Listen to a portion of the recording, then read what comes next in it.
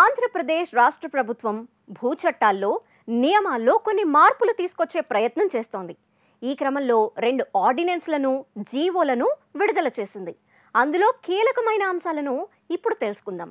ఆంధ్రప్రదేశ్ రాష్ట్ర ప్రభుత్వం ఇటీవల కాలంలో భూమి చట్టాలు, భూమి నియమాలలో చాలా మార్పులు తీసుకురావడానికి ప్రయత్నం చేస్తుంది.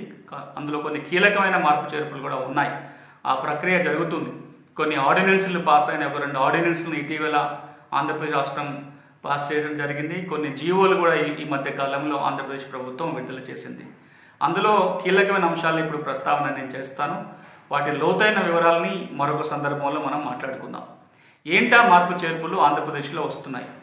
1, వ్యవసాయేతర భూములకి కూడా పట్టాదార పాస్ పుస్తకాలు జారీ చేయడం కోసం చట్టంలో మార్పు వచ్చింది. ఇప్పటిదాకా ROR చట్టం కింద వ్యవసాయ భూములకు మాత్రమే పట్టాదార పాస్ పుస్తకము, టైటిల్ లీడ్ ఇచ్చేవాళ్ళు.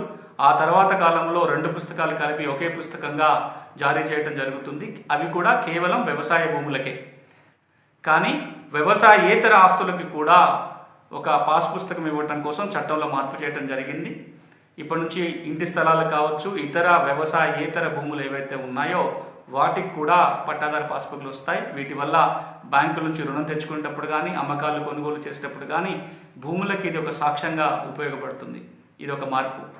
ఇక రెండవది, వ్యవసాయ భూముల రిజిస్ట్రేషన్ల విషయానికి వచ్చినట్లయితే భూముల రిజిస్ట్రేషన్స్ సబ్ రిజిస్టర్ కార్యాలయంలోనే ఎందుకు జరగాలి?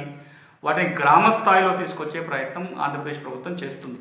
గ్రామ సచివాలయంలోనే భూముల రిజిస్ట్రేషన్ చేసే విధంగా చట్టాల్లో మార్పు చేర్పులు తీసుకొచ్చే ప్రయత్నం ఆంధ్రప్రదేశ్ చేసింది.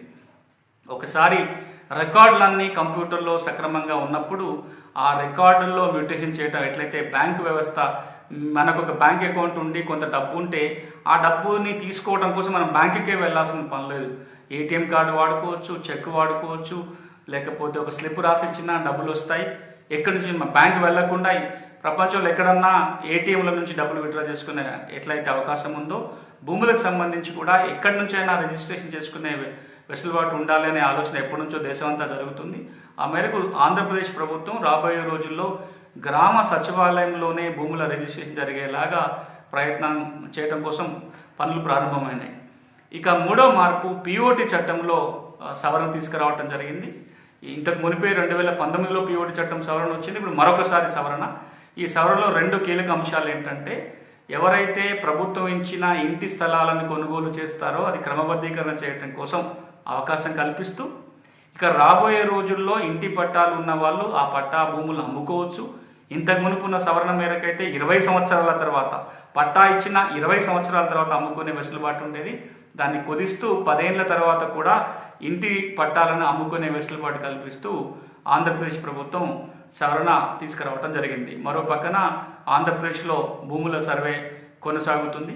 వీటన్నిటికి సంబంధించి ఆర్డినెన్స్లు, ఈ చట్టాలు ఏవైతే అమల్లోకి వస్తాయో అది వచ్చిన నాటి నుంచి ఆ పూర్తి వివరాలని మళ్ళీ మన మీ భూమి మీ హక్కు కార్యక్రమంలో మనం ప్రస్తావన చేసుకుందాం.